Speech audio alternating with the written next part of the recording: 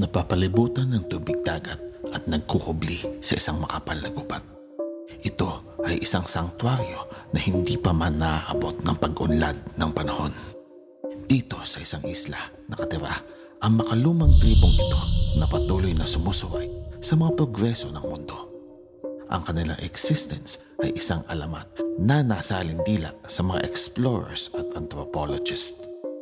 Ang kanilang pagka-isolate ay isang patunay na kanilang katatagan ay maituturing na dalawang lubos na magkaibang talim ng espada. Pinoprotektahan sila mula sa mga sakit na mula sa makabagong mundo. Ngunit sa isang banda, nagdudulot naman ito ng kanilang kawalan ng pag-unlad sa mahabang panahon. Yo guys, subscribe naman dyan sa aking Facebook, TikTok, and YouTube accounts. Likes and comments na rin if may mga request kayo dyan. Let's go! Ang North Sentinel Island, isang malayo at misteryosong lupain sa may Bay of Bengal, ay kung saan nakatira ang isa sa mga huling tribong walang naging kontak sa makabagong mundo na tinatawag na Sentinelese.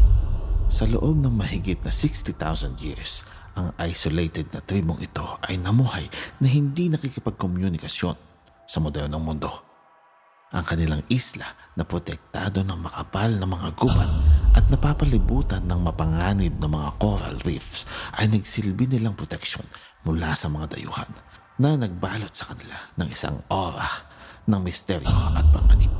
Anumang pagtatangka ng pakikipag-ugnayan ng mga modernong tao ay sinasalubong nila ng marahas na pagtutol.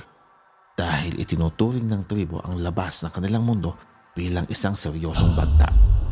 Ang mga ugat ng kanilang pagiging mailap na ito ay maaaring dulot ng isang hindi magandang pangyayari mula sa isang British colonial officer na si Maurice Vidal Portman noong 19th century nang kidnapin ni Portman ang ilang mga Sentinelese at hindi inaasahang malantad sila sa mga modernong sakit na ikinimatay ng ilan sa mga ito dahil sa kawalan ng antibody laban sa mga sakit na ito na pinagsimulan ng kanilang kawalan ng tiwala sa mga dayuhan.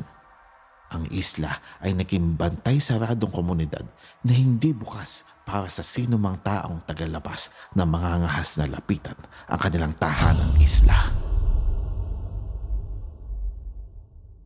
Ang mga pagsisikap na maabot ang mga Sentinelese ay nagpatuloy hanggang 20th century. Ang mga ito ay ang ekspedisyon ng Indian government noong 1960s at 70s na naghahangad na maunawaan ang kanilang kultura at pamumuhay.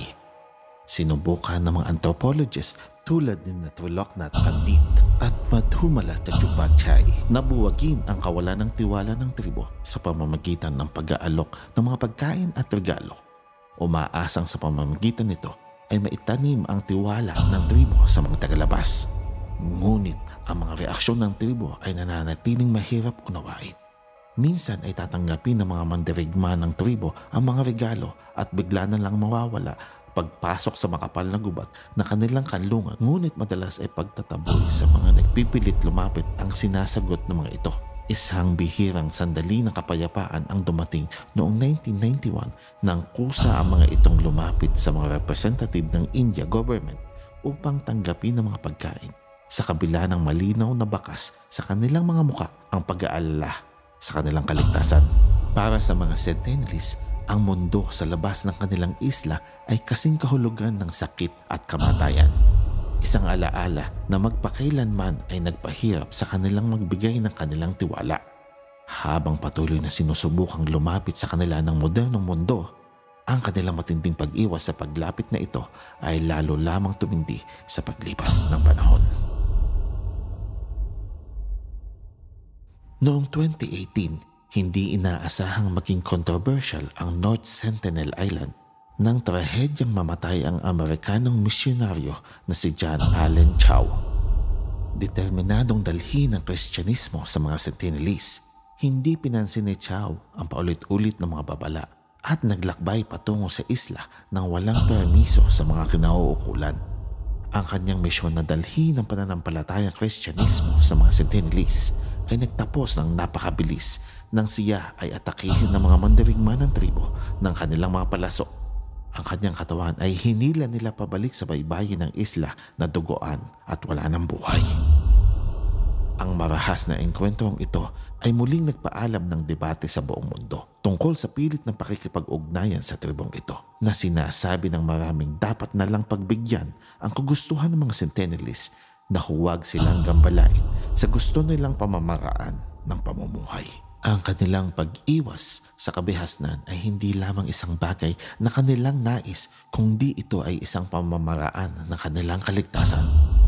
Ang kanilang kawalan ng immunity sa mga karaniwang sakit ay maaaring magdulot ng kanilang kamatayan kung sila ay malatad sa mga sakit na ito.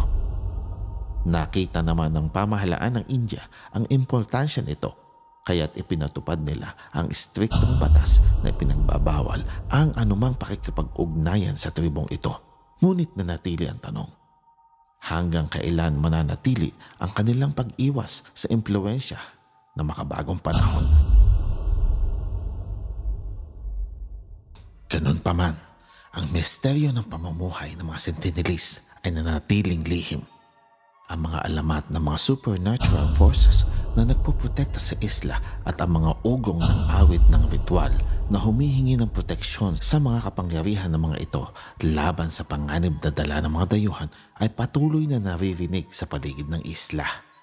Ang kanilang malalim na koneksyon sa kalikasan at paniniwala na ang kanilang isla ay sagrado. Sila nga ba ay protektado ng mga hindi nakikitang kapangyarihan o ang lahat ng ito ay bunga ng kanilang determinasyong protektahan ang kanilang pamumuhay?